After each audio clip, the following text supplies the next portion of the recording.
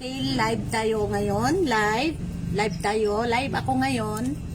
So, gaya ng sinabi ko na ipapakita ko lang na kung hinihimay ko yung pagkain ng manok. Ayan. O, ganyan. Tingnan mo ang bukog. Ayan. Pagkatapos hihimay, tanggalan lahat ang bukog. Kasi nga, mabukog talaga siya. O, tingnan mo kung anong nakukuha. O, ayan. Side by side, kinukuha yung bukog, tapos buksan mo yung bunganga niya dito, ng manok. Ulo ng manok. Ayan, ang dami talaga siyang bukog. Ayan. So, kailangan tanggalin yan. Pag wala na siyang bukog, ayun, ibalik na naman namin dun sa kaldero. Tapos, titimplahan namin yan, gaya nito, parang malabo ata. Pasensya na kayo, malabo yung ano ko. Ayan. Di ba? Ayan, nakukuha ko yung bukog. Ayan. Kaya sa mga followers ko na mga dog lover, huwag kayo po mag-alala kasi nga, yan ay hinihimay-himay talaga yan. Kinukuha yung bukog. Ayan. Hindi ko yan pinapakain na may bukog. Kasi kawawa yung aso na nakakain ito pag marami siyang bukog. Ayan, madali sila mamatay pag may makakain sila ng maraming bukog araw-araw. Ngayon lang itong ulo ng manok kasi nga ilang araw na sila tamban. So nagpalitan naman ako ito halagang 100 binili ko. 100. 2 kilo na to. Kaysa tag 50 yung kilo ng ulo ng manok. So sa 100, 2 kilo. Isang draw lang nila to. Kasi nga, maraming pumupunta dito din aso. Pinapakain ko. Yung mga aso na hindi pinapakain ng mga amo nila. Kasi nga, hindi ko alam. Kasi nga, busy daw. Ganyan. So, naawa naman ako sa kanila na hindi ko sila pakainin kasi nga nakakaawa nga. Kaya ganon. Tapos yung bigas ko, bibili ako ng 10 kilo. Mga ilang araw lang nila maubos kasi nga dami-dami nga kuan. Maraming maraming pumupunta ditong mga aso na pinapakain ko. Kasi nakakaawa, mga aso na ganon. Kaya nga minsan, pag nagbukas ako ng cellphone ko, minsan mag-iyak ako dahil nga pinakawawa yung mga aso. Ganon, ako hindi ko kaya ganyan. Yan. Hinihimay-himay ko yan isa-isa. Isa-isa na paghihimay-himay ko. Hanggang wala na siyang bukog. Hanggang matanggal ko lahat-lahat yan. Ayan. Ayan. Dalawa kami kasi dito sa aso. Dito kasi sa ko, tumutulong naman din si Mary Jane, yaya ng apo ko. Tinutulungan niya rin ako ng trabaho. Ayan, hindi naman din niya ako pinabayaan. Kaya yan.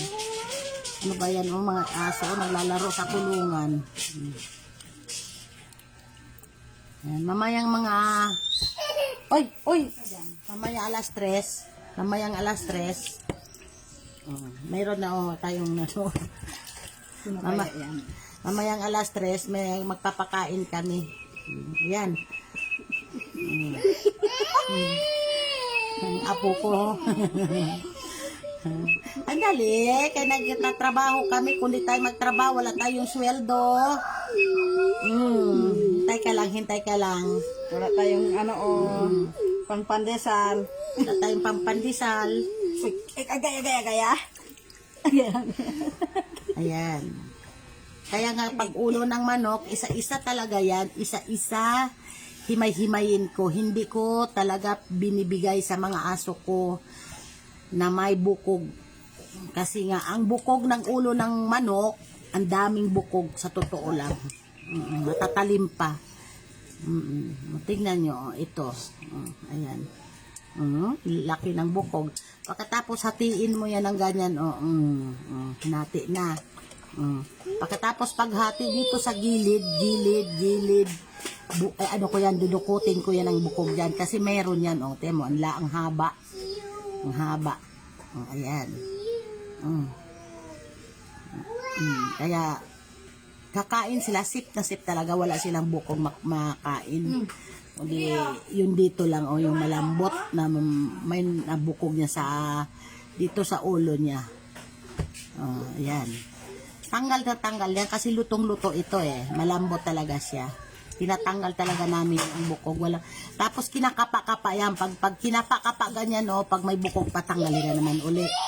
Minsan, nakakapagod. Matulog na siguro yan. Asikasuhin mo muna yan. Kaya mainit ang ulo. Sobrang lambot ni Regine. Regine, lambot na siya pala ito. Pag naghihimay ka, tanggal ang mga laman, oh. Tanggal na nga. Hey, excuse me. Mabuti na. Oh, tanggal ang mga laman. Mabuti na yan. Ha? Wala man.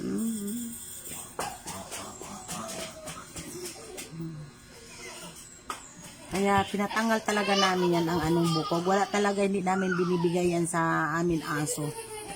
Kasi kawawa sila pag nakakaawa sila, pinapakain sa kanila na maraming bukog. Kakain lang yan sila kasi nga wala naman silang alam kung may bukog yan.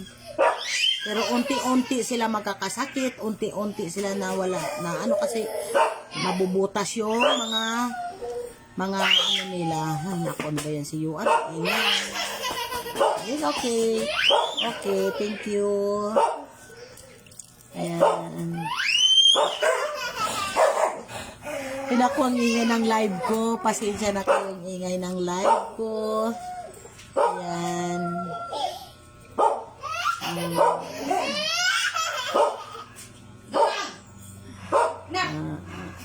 Ingay ng live ko. Siguro matulog na yan. Dodong! Maligo pa yan. Ha? Maliligo pa yan. Maliligo? Opo, kasi pawis na pawis yan. Oh, ayan.